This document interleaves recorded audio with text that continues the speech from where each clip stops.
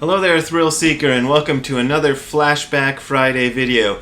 Today's video is one that I spent a long time on, so I'm kind of invested in bringing this one back because I spent a long time on it and it didn't get a lot of views originally. But it is a review of a movie called Fancy Dance, and that is a film. Well, I'll tell you in the review all about the film, so I'm not going to tell you about it, but it's a film about the truth of what Zen Buddhism is like these days in Japan. And I think it was a good movie, and I think more people should watch the movie, although it's really hard to find. But it's a long video, so I'm going to make this short, and here it is. Here is my review and description of the movie Fancy Dance and the truth about Japanese Buddhism. Take it away, Brad. Hi friends and neighbors, another video about a movie. This time it's called Fancy Dance. It's directed by Masayuki Suo, who later went on to direct the original Japanese version of the film Shall We Dance, which was later remade with Richard Gere or somebody like that. The last film I reviewed, Zen, is really easy to find on the internet, but this thing is hard as heck to find. This movie was made by Daiei, who were the original makers of Gamera that later became subsumed somehow into the company Kadokawa, which is the company that made the movie Zen.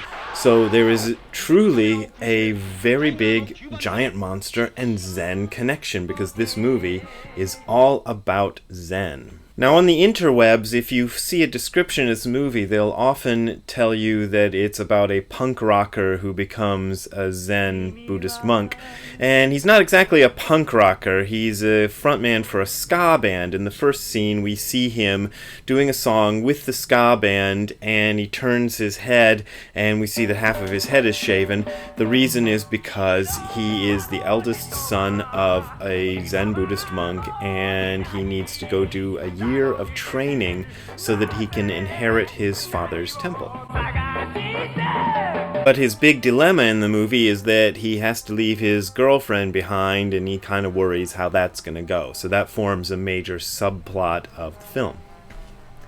Next we find out that the main character, whose name is Yohei, his younger brother is now also joining him on this training period, which surprises him, but they're going to be two of the focal characters of this film. The reason that the younger brother gives for wanting to become a monk might surprise some of you, because this kind of opens up one of the interesting points of the film, is it gives you an idea of how Japanese people view Zen monks. That's their father there, by the way, that they're flashing back to.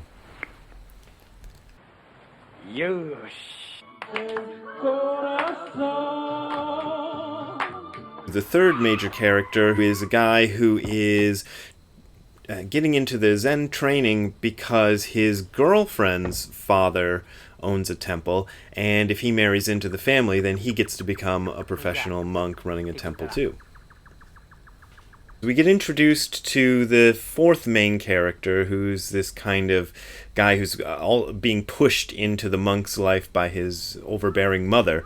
And we get to see the monks go through this process called Tangaryo, which you would do if you went to Tassajara or someplace like that in a modified form, but it's kind of almost like a hazing. They put you through a really, really rigorous period of training, including a week of doing nothing but zazen, and see if you can survive that. So we see some of that, and we also see how the monks at first will kick people out. You know, that's part of the deal, is that you go there, you request to come in, and they boot you out, and then you request to come in again, and then you have to go through this kind of hazing process. So we see that happen.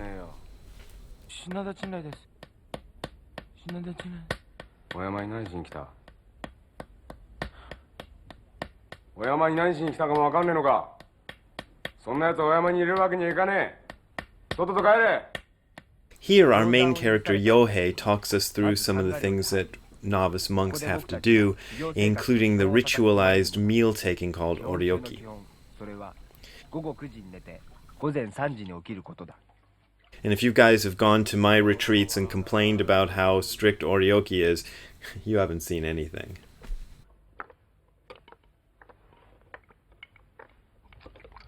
信頼、吸わずに口つけんな。それじゃ犬食いだ。背筋を伸ばして頭圧を口元に運び、貝で貝をすくって素早く静かに食べるんだ。Next up, we get to see them getting trained to do some of the ceremonial stuff like chanting sutras. And again, if you come to our Saturdays once a month where we do the sutra chanting things, or if you've come to one of our retreats and complained, like so many of you do, that it's so difficult and so complicated, ha! Ha ha! I say to you, you have not seen anything.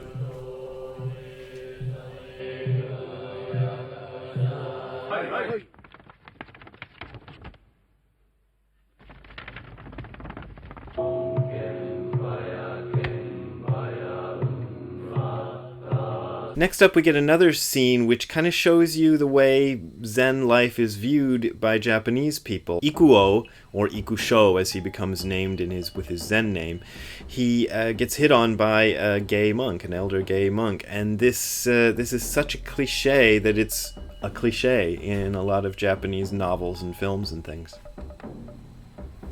Yohei gets assigned to do bell duty, and he kind of takes us through the way the day of a Zen monk is highly organized, and everything has a time and everything has a signal when it's supposed to happen, and it's Yohei's job to give those signals.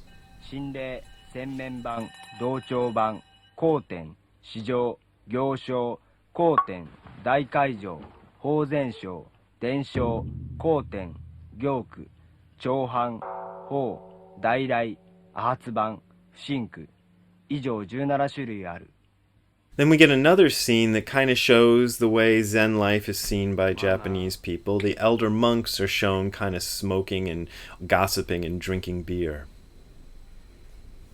Even when the monks go to bed, everything is highly ritualized and kind of decided from thousands of years ago how things should be done, and we get to see how the monks sleep. And I never had to do this, but we did a slightly nicer form of this when we went to Tokein in Japan. We didn't sleep on the sitting area, which is the normal thing to do, which is what's shown in this film. We had our own separate room, but we all had to sleep together side by side, kind of like this. 裸になるな、しどけない格好で眠るな。要するに、体全体を右側に向け、両足を少し曲げ、右手を心持ち曲げて顎の下に置く。左手はまっすぐ伸ばして左の股の上に置き、左足の親指を右の内側のくるぶしに置いて眠るという。Only nobody fell off the ton and clunked their head. Then after a few more things happen, we get another scene that kind of shows you the internal life of a Zen monk, a typical Zen monk, in which Yohei is having this kind of elaborate fantasy about what's going on with his girlfriend back home. So it's not all just peace and love and flowers and dharma going on up in people's heads when they meditate. So if this kind of thing is going on for you, just know that it goes on for everybody.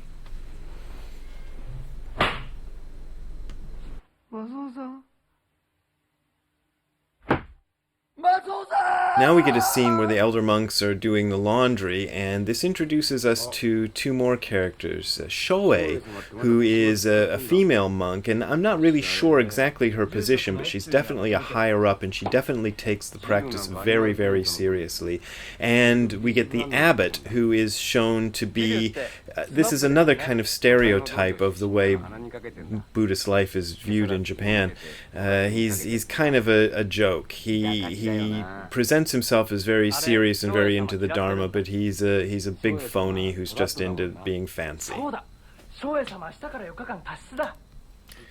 Now we get a scene where we're introduced to the only guy who's kind of seen as a real Zen master, and his position seems to be somewhere outside of the regular sort of workings of the temple. He's shown giving a lecture, and I saw a reviewer talk about this as he's the senile old master, but I don't think he's being shown to be senile at all. I think he's being presented as being very wise, but in a very unconventional way, and that's another kind of stereotype of a Zen person that the Japanese have. A few more scenes after this, we see Eishun, the guy who got into Zen because he wanted to inherit his girlfriend's temple, kind of musing on the phoniness of the whole Zen thing and whether or not enlightenment exists, and it ends up with this kind of neat little punchline about Yohei's dad and whether he's enlightened. これじゃあ住職になってもまるっきりの詐欺やがな。過去だけで人様騙して金儲け。嫌なんな。陽平、お前とこの姉さん悟ってんのんかいな。え？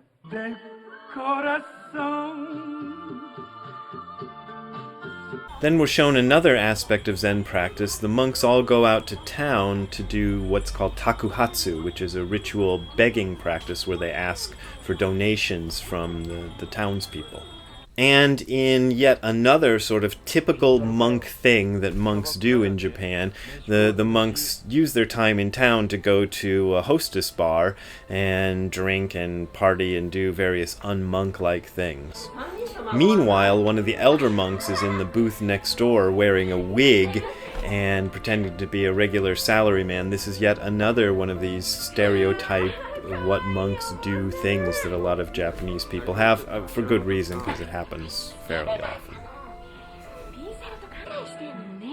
おい、どうしたのさ。ねえ、ここ座っていいかな。何飲みますか。まずはおビール。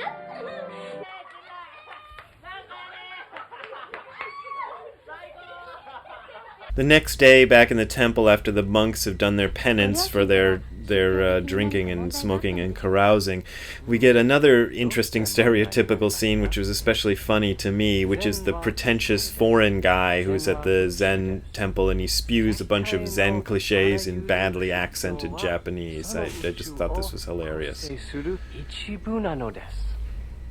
This scene might interest some of you who've read my book, Don't Be a Jerk, in which I gave the instructions that Dogen left behind for how to use the toilet. Yohei does this for a news crew in Japan, and news crews are constantly doing these kind of human interest stories about monks' life, which is, you'd think everybody in Japan would know, but they don't. So he does this whole rigmarole for how to use the toilet in the proper Zen fashion, and of course his girlfriend has to see it on TV, and all her friends see it, and it's a big embarrassment for her. 水桶に水を汲みます。これを持って目指す個室へ参ります。明石君、お坊さんのテレビやってるよ。見ないの？扉の前で。 Then we get a scene where the monks are doing what's called Rohatsu Sesshin, which a lot of people are doing right now in early December. It commemorates the Buddha's enlightenment. And of course, one of the monks who's one of the main characters in the temple, the one whose mom forced him into Zen, he succumbs, as a lot of people do in these long periods of Zazen. So another thing, if you fall asleep or pass out during Zazen, you're certainly not alone. It's such a stereotype, it's a cliche. Then our hero, Yohei, gets some bad news. He thinks he's just about to leave the temple, but he's found out he's been chosen as Shuso, which means it's a kind of a honorary position where you get to be head monk, and it's a big deal in Zen temples, but Yohei doesn't really want to do it. But then Yohei has another meeting with Shoei, the very serious female monk, and what she says to him convinces him that he is going to try to do this thing, to be the Shuso, the head monk. そのように決まりました。私には無理です。私もそう思います。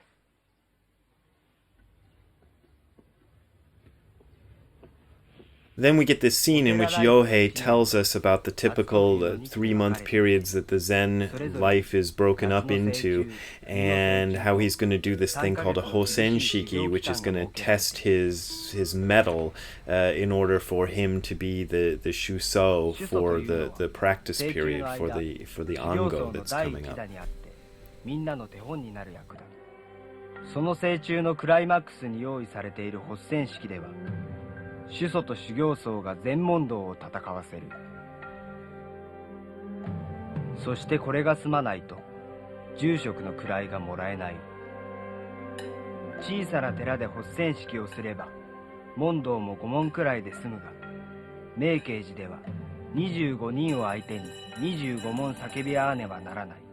So on the day of Yohei's Hosenshiki, where he's going to be tested to see if he can become a Zen monk, his friends from the ska scene show up, and then his girlfriend also shows up dressed in a nice kimono, which is a bit of a twist because you think she was kind of through with him just before this happens.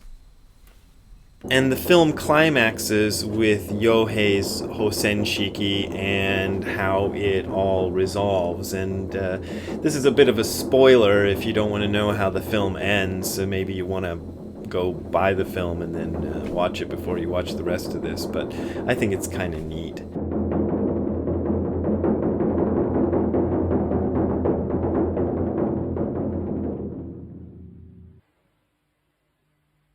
この疾病何時に付与す。せっかつ時代。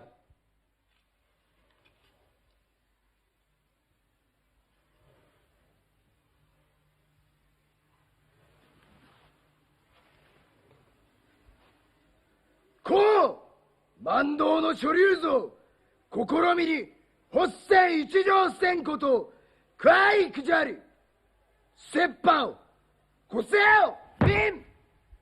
さあ記者は第五帝の人帰って迷うときいかん高村へ。いまだ陰謀の人に会わず。なかなかたちまち陰謀の人入れきたるときいかん。名号を峻別することなかれ。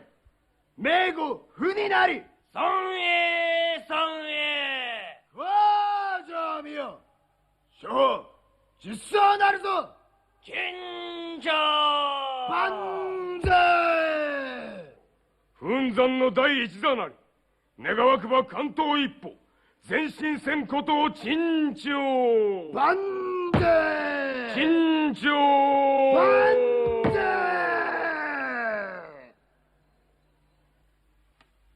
今の珍重を待った。主祖に問う。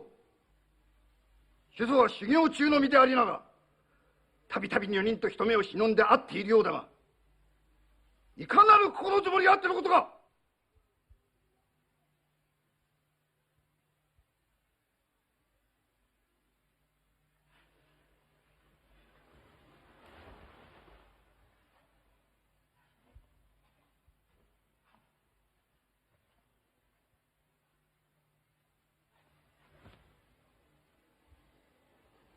あるがままなり。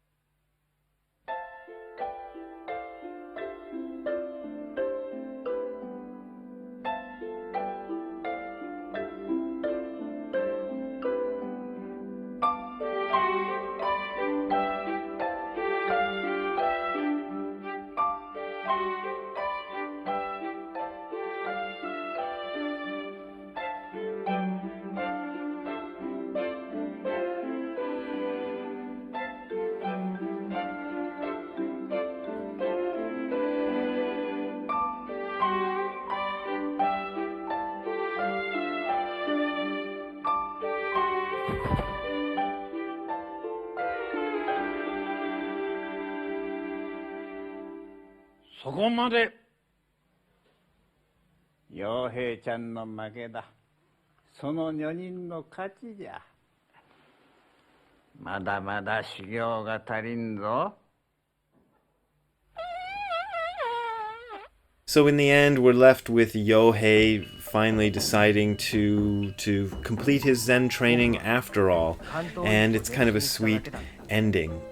I like this movie because it shows you the stereotypical kind of monk's life thing, and I wish it was more widely available for American audiences to see, because I think a lot of us have a lot of fantasies about what Zen life is, but they're very kind of vague and unformed. And if you see a film like this, it's a nice kind of painless way to go through and get a good look at what things are actually like. Even though it's a comedy, most of the stuff that happens in it is real stuff that really happens in Japanese Zen temples. So there you go. There's my little mini review and encapsulation of Fancy Dance. I'm sorry this one's a bit long, and I hope you had patience to sit through the whole thing, because I think it's a good movie and it's very hard to see any other way. As always, I am supported by your donations. There are links below to support me by Patreon and PayPal. I'd like to say a big thank you to all my supporters out there, because things are going pretty well for me these days because of you folks, and thank you for keeping it up and keeping things going. We'll see you next time.